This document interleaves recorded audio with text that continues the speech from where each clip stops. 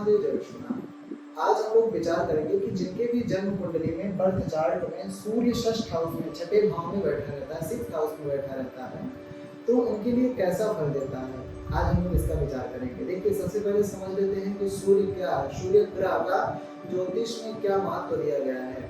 तो ज्योतिष शास्त्र में बताया गया है, नवग्रहों में सबसे पहला ग्रह अगर किसी को माना जाता है तो सूर्य को ही माना जाता है, और सूर्य को ही राजा कारक, जब ग्रहों की बात होती है तो उसमें सूर्य को राजा की उपाधि दी गई है, और सूर्य को ही आत्मा माना गया है नवग्रहों का। जैसे हमारे आपके शरीर में आत्मा का बहुत महत्व होता है, बिना आत्मा के या शरीर किसी कार्य का नहीं है, इसीलिए नवग्रहों में और जन्म कुंडली में सूर्य को आत्मा माना गया है, प्रधान ग्रह माना जाता है। और सूर्य ही पिता है, सूर्य ही धैर्य है, सूर्य से ही पावर का विचार किया जाता है, सूर्य से ही स्वास्थ्य का विचार किया जाता है। और षष्ठ हाउस में अगर आपकी कुंडली में छठे भाव में बैठा है तो छठे भाव से क्या विचार किया जाता है, छठे भाव से रोग का विचार किया जाता है, शत्रु का विचार किया जाता है, हमारे आपके जो मामा पक्ष, नाना पक्ष होते हैं उनका विचार किया जाता है, तरह तरह के कई सारे विचार किए जाते हैं।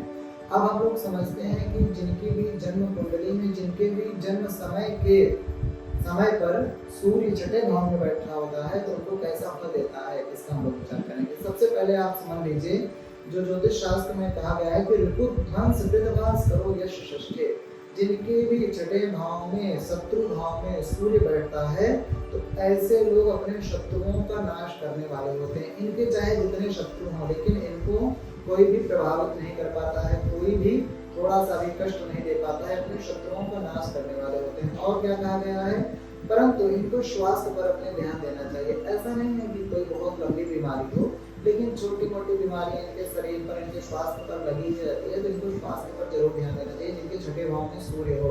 और कहा गया है कि ऐसे लोगों को जिनके भी छठे भाव में सूर्य बैठा होता है तो इनको गवर्नमेंट नौकरी, अगर ये लोग जॉब के लिए प्रिपरेशन करते हैं, गवर्नमेंट जॉब की तैयारी करते हैं तो बहुत ही आसानी से मिल जाता है इनको नौकरी, इनको जॉब बहुत ही अच्छी लेवल की मिलती है। और धन भी ये लोग बहुत ही अच्छी जगह व्यय करते हैं, इनको पता होता है कि हमको धन कहाँ इन्वेस्ट करना है, मनी कहाँ इन्वेस्ट करना है, धन को संचय करना भी ये लोग अच्छी तरह से जानते हैं। लेकिन कई बार इनके छठे भाव में सूर्य बैठा रहता है तो इनकी वाणी कठोर हो जाता है।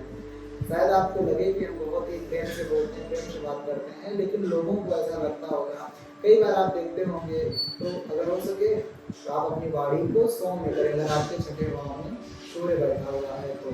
और जिनके भी कुंडली में छठे भाव में सूर्य बैठा रहता है तो ऐसे लोगों की बुद्धि बहुत तीव्र होती है, अर्थात उनकी बुद्धि, उनका माइंड पावर बहुत ही अच्छा होता है। लेकिन अगर सही दिशा में ये लोग मेहनत करें तो इनको प्रायः देखा गया है कि जिनके भी छठे भाव में सूर्य बैठा रहता है इनको किसी न किसी मार्गदर्शक की आवश्यकता होती है, अर्थात कोई न कोई इनको बताने वाला चाहिए कि इस मार्ग पे चलो तो आप सफल हो जाएंगे, अगर उस मार्ग पे चलते हैं तो जरूर ये बहुत ज्यादा सफल होते हैं। क्योंकि सूर्य जब छठे भाव में बैठता है, शत्रु के भाव में बैठता है, तो कई बार ऐसा होता है ऐसे लोग गलत मार्ग पे निकल जाते हैं, तो अपनी बुद्धि का सदुपयोग नहीं कर पाते हैं, प्रायः ऐसा देखा गया है।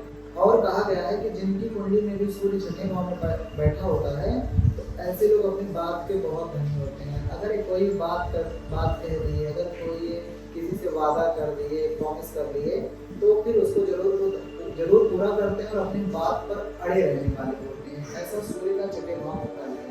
आप हमारे साथ ऐसे बने रहें, आपको बहुत सारी जानकारी ज्योतिष से संबंधित मिलती रहेगी। हर हर महादेव, जय विष्णु।